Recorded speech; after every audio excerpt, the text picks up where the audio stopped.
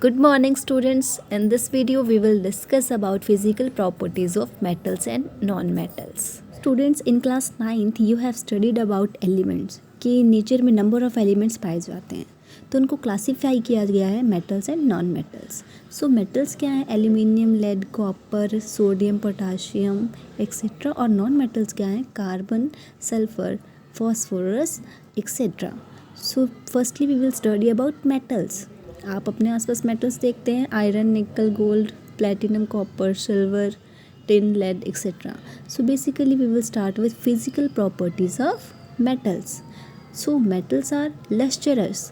Metals की जो upper layer है वो शाइन करती है, जैसे gold, copper, silver etcetera.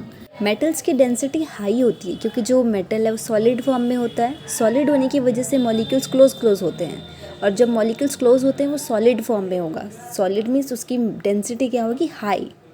Metals are hard. Basically hard होती हैं क्योंकि वो सॉलिड नेचर की हैं मॉलिक्यूल्स के क्लोज होने की वजह से. Example iron, copper, gold etcetera. और जो मेल्टिंग और बॉइलिंग पॉइंट है मेटल्स का ज़्यादा होता है क्योंकि उनको हाई टेम्परेचर पे हीट करना पड़ता है बॉयल करने के लिए. Example iron, copper, gold, aluminium etcetera. Metals are malleable in nature. Basically जो मेटल्स हैं उनको हैमर से बीट करके थिन शीट्स में कन्वर्ट किया जाता है. आयरन, कॉपर, एल्यूमिनियम की foils. Metals are ductile because they can be drawn into thin wires. जैसे एल्यूमिनियम, कॉपर, आयरन के वायर यूज़ करते हैं. That property is called ductility.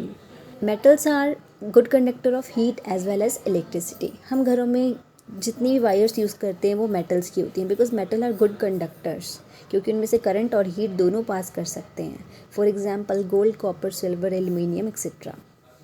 Next is metals are sonorous. Sonorous means they produce sound when hit with an object. जैसे bells, strings of guitar. So we are done with the properties of metals. Now we will start non-metals. Non-metals जैसे carbon, phosphorus, sulfur, iodine, bromine, etc.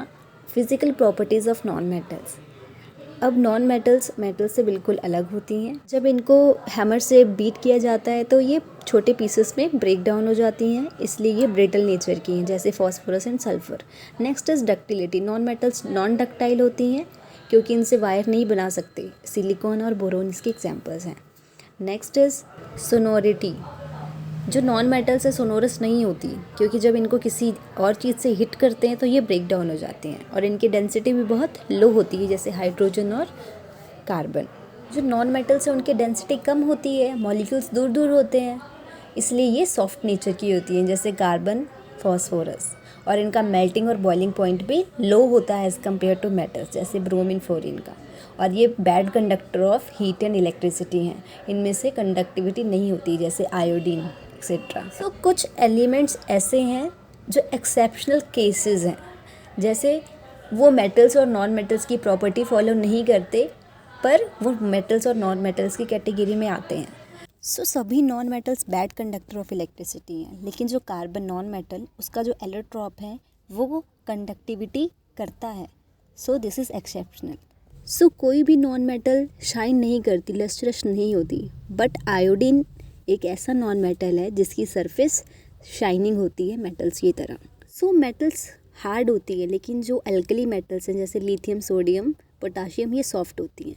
और सभी non metal soft होती हैं, लेकिन जो carbon का allotrope diamond है वो हार्ड होता है मेटल्स की तरह. So next is physical state. जो सभी मेटल्स हैं वो सॉलिड स्टेट में होती हैं, लेकिन जो मरकरी मेटल है वो लिक्विड स्टेट में होती है एट रूम टेम्परेचर, जिसका यूज़ थर्मोमीटर में किया जाता है.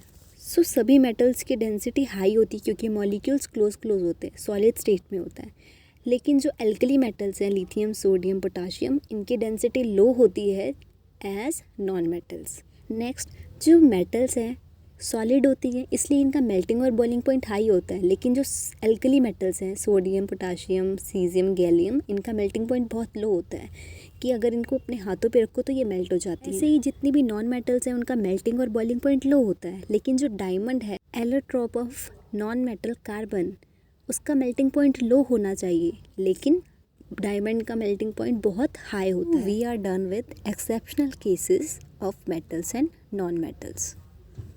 Thank you.